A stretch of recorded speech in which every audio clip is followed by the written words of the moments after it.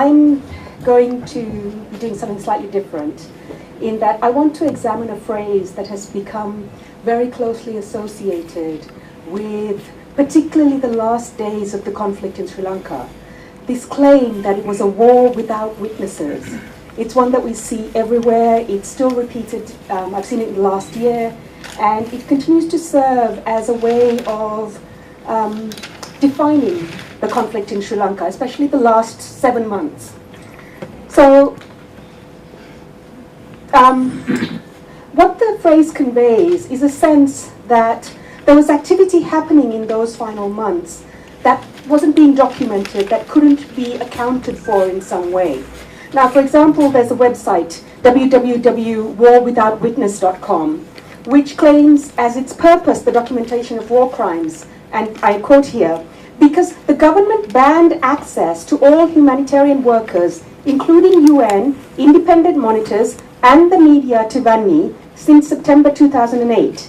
And the combat zone was isolated from the outside world, and a war has been waged without any witnesses. What I'm trying to do over the next 10-15 minutes or so is to break down this concept of a war without witnesses, using the lens of something that we call, that Edward Said defined as Orientalism. I argue that this particular presentation of the Vanni in the months between September 2008 and May 2009 creates notions of who can, and more importantly, cannot be witness to those events. Therefore, there's a hierarchy of some individuals who are acceptable witnesses and other individuals who are not acceptable witnesses. Now, I would argue that most of you would come back and say, but things have changed, and I agree that things have changed. But there are still policy implications of these judgments that continue to reverberate to this day, and I'll come to them towards the end.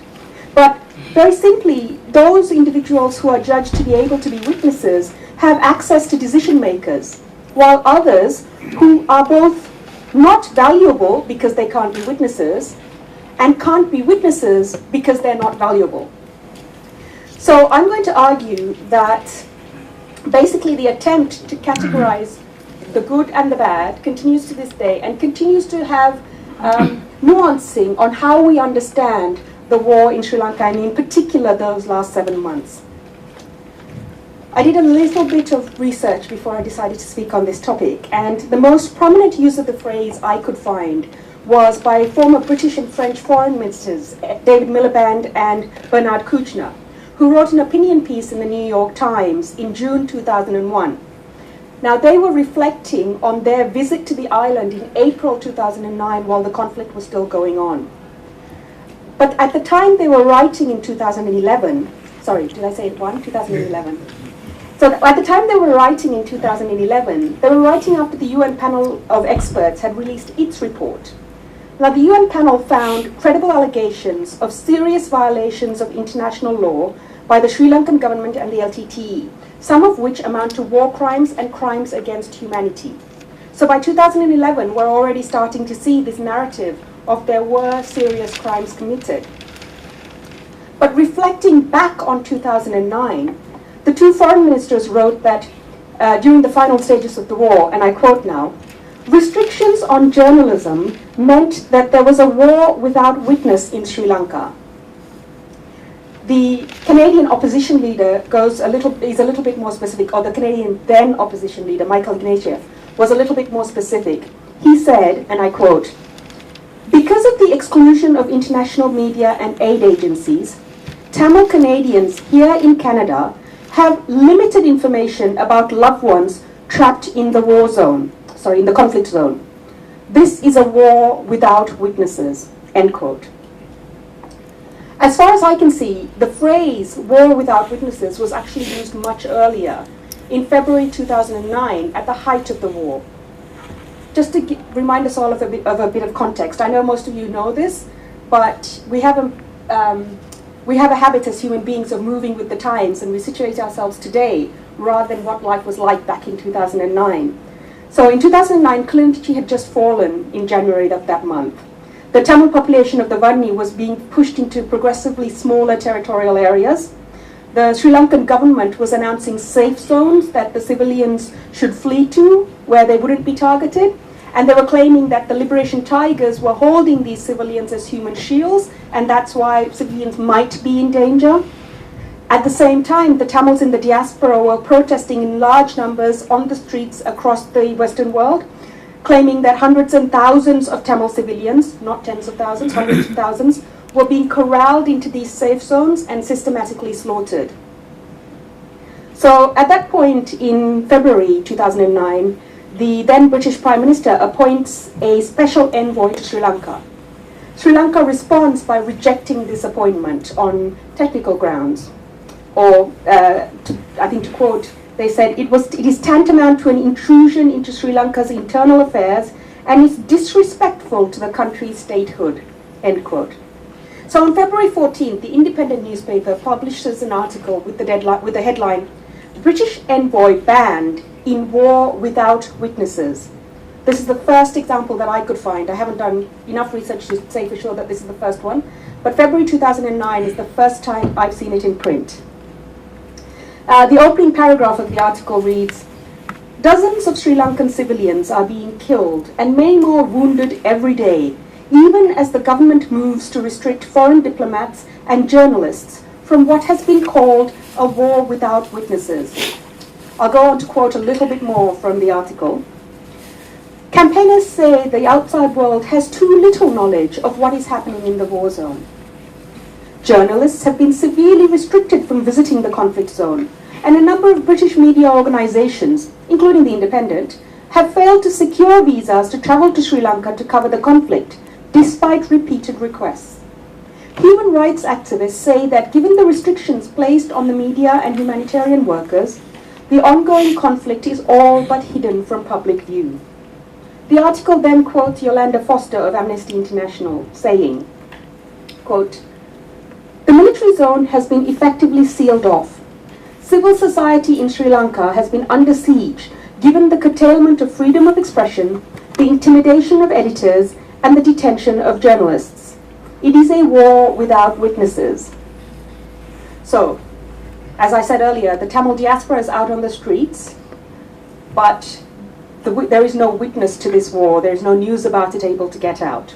Equally, it's the concern that Tamil Canadians don't know what's happening to their loved ones because there's nobody there to report on it.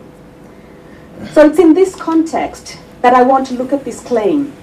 In particular, what the phrase is claiming is particularly that the restriction placed on journalists and humanitarian aid workers by the Sri Lankan government led to this war without witnesses.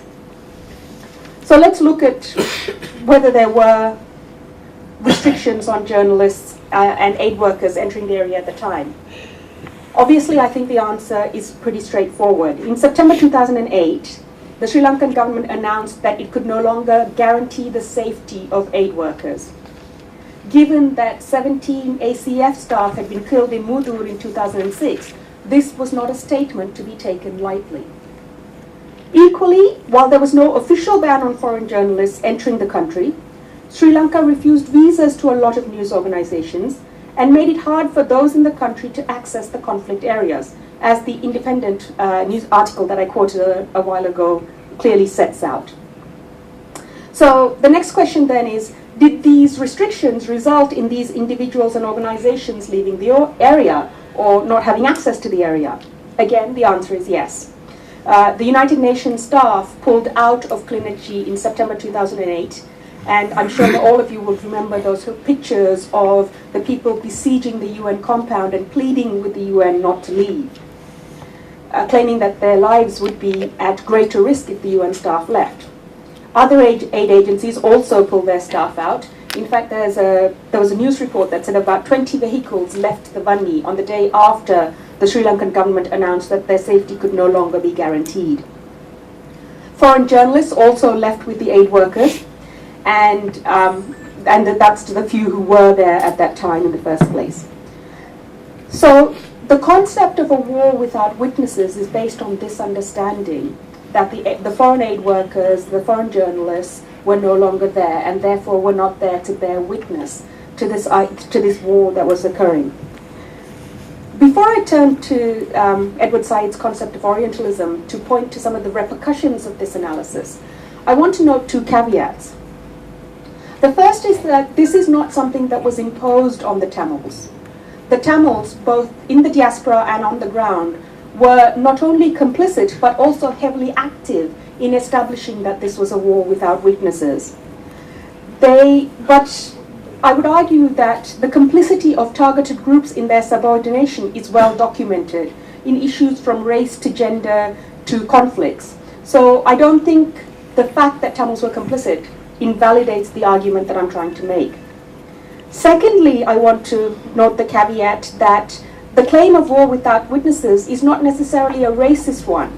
It's not saying that Tamils were not suitable to be witnesses. It's rather that saying the particular Tamils who were in the Vanni were not suitable to be witnesses. So it's not a racial or an ethnic claim by any stretch of the imagination. It's just establishing a hierarchy, because there were some Tamils who were suitable to be witnesses. There were just other Tamils who weren't under this framework. So I use an Orientalism framework to try and assess this claim, because I think it provides a more nuanced understanding of what the claim to have been a war without witnesses does and the policy repercussions it has that we continue to deal with to this day. So what is Orientalism? In 1978, an academic called Edward Said developed the concept of Orientalism. He was looking at the Near and the Middle East, but he argued that Western presentations of the East were a means of deconstructing, reconstructing, and having authority over the Orient. So I want to focus in particular on a number of these arguments. One is that in seeking to present the East, the West is also presenting or creating itself. So this is not a matter of West presenting the East, but the mutual constitution of both in the manner in which the East is presented. The other is that in developing the discourse of East and West, and by doing so in a binary oppositional sense, i.e. East and West, they're both being reconceptualized. So Said is also arguing that, so that's the first one. The second one Said is arguing is that an Oriental interpretation assumes that the East is best understood through this contrast to the West. So it cannot be understood by itself. It needs to be understood in binary to the West. At the beginning of his book, Orientalism, Said quotes Karl Marx, and the phrase is this: "They cannot represent themselves. They must be represented." I use Orientalism in this sense to assess the war without witnesses, because I think that quote best sums up what people say when they start talking about the war without witnesses. So implicit in the claim that the months between September 2008 and May 2009 in the Vanni was a war without witnesses are a number of things. But the main one is that there are certain people who can authoritatively speak and others who must be spoken for or represented. So the journalists and the aid workers who left the Vanni after September 2008 were acceptable witnesses. But other individuals, even if they were journalists, even if they were aid workers, were not acceptable witnesses. Remember that though many foreign aid workers and journalists left the war zone, all the way through the war there remained local individuals who were, among other identities, journalists and aid workers, who were getting news about what was happening out to the world. But they were not witnesses, if we understand the war as a war without witnesses. Tamil aid workers remained in the Vanni until the end, providing what relief they could, sometimes until their own deaths. For example, Caritas local staff remained. As the church noted, it is not possible to get the church out of the north. But also UN local staff remained, unwilling to leave their loved ones behind. Aside from international agencies, let's not forget the numerous local aid agencies that had sprung up over 30 years of conflict to provide relief to the populations. There were numerous aid workers on the ground doing what they could right through to the end of the conflict. News organizations were also present in the Vanni right till the end. Even in the pre-Twitter, Facebook, social media times, Tamil journalists continued to do what they could to get stories about the events of that period out to whoever was willing to listen. The plethora of news reports about the last stages of the conflict is visible in a very quick search through the archives of Tamil news organizations. Udayan, Tamilnet, Tamil Guardian, Veeraheswari, Dinakral. If you go search that period in any of those organizations, there is a huge list of news articles out there. I did a quick count of Tamilnet. Again, apologies, I tend to do all my research in the English language. But between September 2008 and April 2009, Tamilnet was filing nearly 300 stories a month, most of them to do with the conflict and the events on the ground. So with all these people on the ground, how does it become thought of? How does it become conceptualized as a war without witnesses? I argue that this is because they were not considered acceptable witnesses. This is the hierarchy of who is and who is not suitable to be a witness that I was talking about. And this is even within this narrow definition. So remember, the original definition was talking about journalists and aid workers leaving. So even accepting that journalists and aid workers are the only ones suitable to be witnesses, it ignores the locals.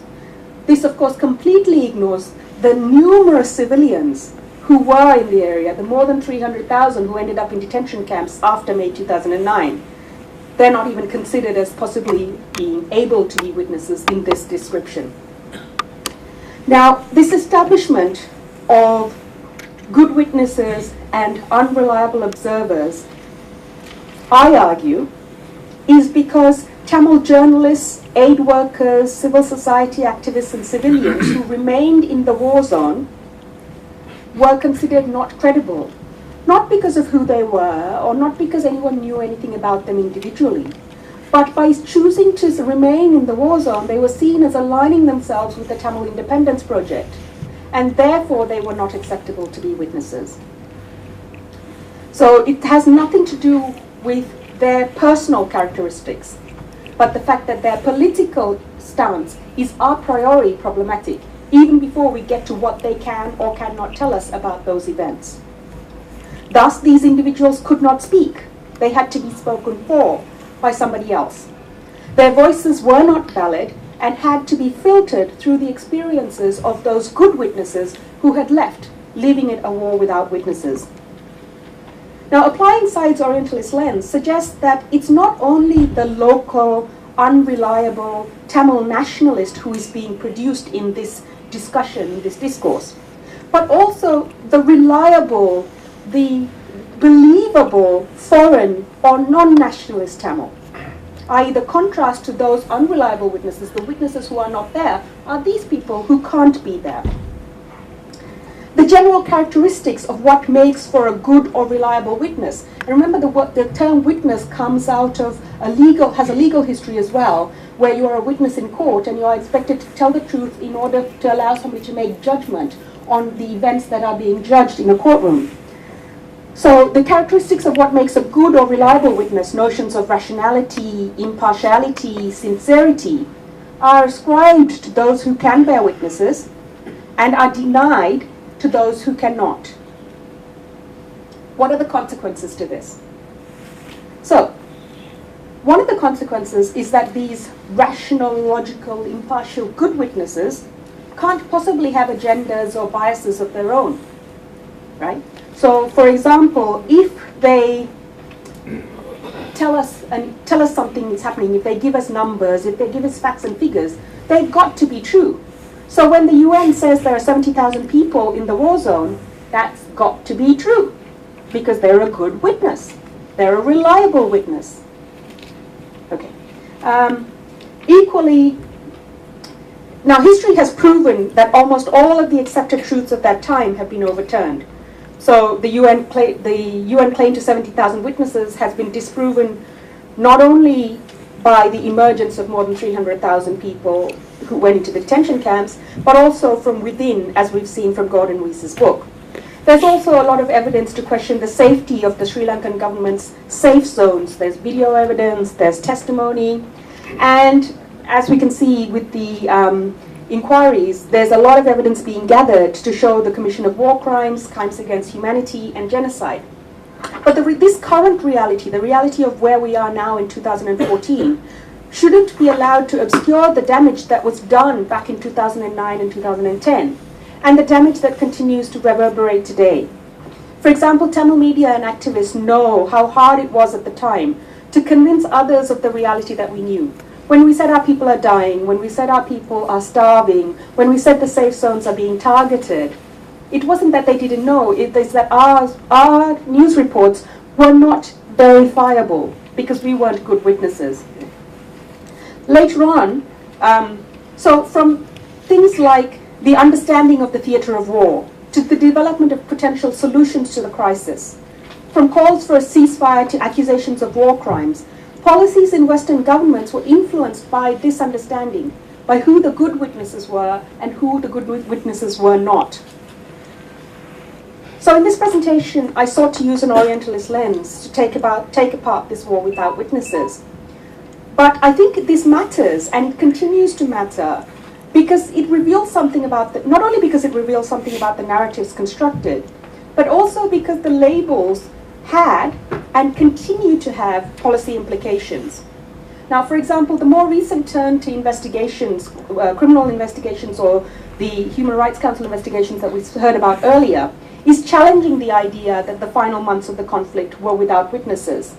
The witnesses who are being sought now are precisely those Tamils who lived through the conflict, in the war zone, having chosen to remain as part of the national liberation struggle and live to tell the tale.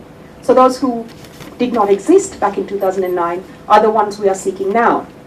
But the historical narrative of war without witnesses has consequences to this day, because it makes it a continuous challenge, as those who gather witness statements can now attest. Witnesses have to be found, their credibility is constantly challenged, and their recollections are subject to a level of scrutiny that was never applied to the statements of the good witnesses who could speak back then. I argue that just as the media had a role then in constructing this narrative of a war without witnesses, the media has a role now in breaking down the narrative of the war without witnesses. Thank you.